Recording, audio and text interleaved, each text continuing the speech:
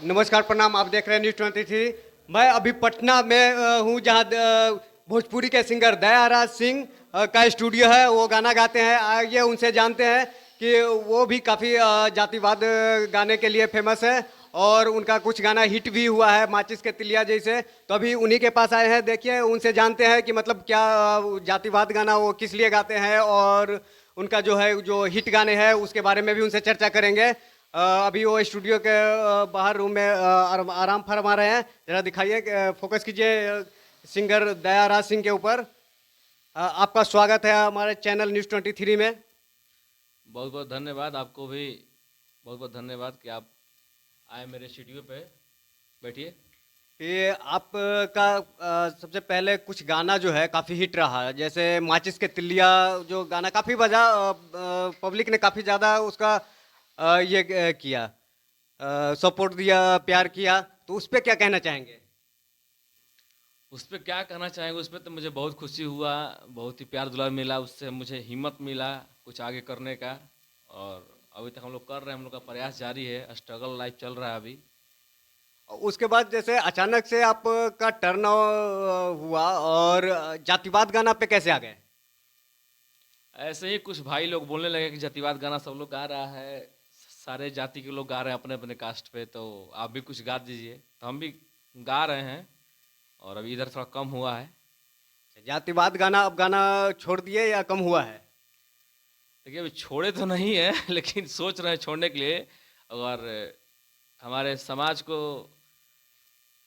इच्छा होगा कि मेरा गाना आए जातिवाद पे तो आएगा, अगर नहीं होगा तो नहीं भी आएगा।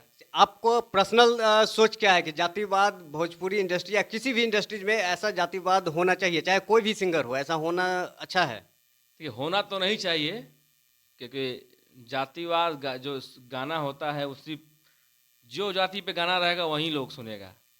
तो सिर्फ जाति पर गाना गाने से हम लोग का वो मुकाम नहीं मिल सकता है जहाँ हम लोग को जाना है, जिस ऊंचाई पे जाना है। लेकिन अब कुछ भाई लोग को कहने की वजह से हम गा रहे थे, और नॉर्मल सॉन्ग भी आते रहता है और आगे भी आएगा। अभी हाल में जातिगत जनगणना हुआ है, जो कि बिहार सरकार करवाया है, जिसमें मतलब सभी जाति का जो है परसेंटेज दिखाया गया है। उस पर क्या कहना चाहेंगे? देखिए, इसमें तो हम सुने हैं कि जाति जनगणना तो बहुत बहुत परसेंट कम कर दिया शायद। हम लोग का जनगणना 9% था, अब 4.5% के आसपास कर दिया गया है। तो ये सब पता नहीं, राजनीति का लोचा होगा। जो भी है, हमारे माननीय मुख्यमंत्री जो नीतीश कुमार जी किए हुए हैं, जो भी किए वो गलत किए हैं, ऐसा उनको नहीं करना चाहिए था। क्या लगता है, ये 2024 के लिए किए हैं और 2024 में उनको कुछ फायदा मिलेगा क्या?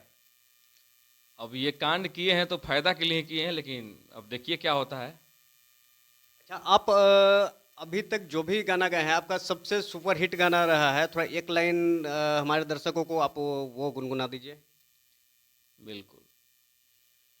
हर की रोज रोज रतिया में सैया छुएला बदनवा ये सखी, माचिस के तिलिया जरा के फोरेला फूला बनाए सखी, माचिस के तिलिया जरा के फोरेला फूला बनाए सखी।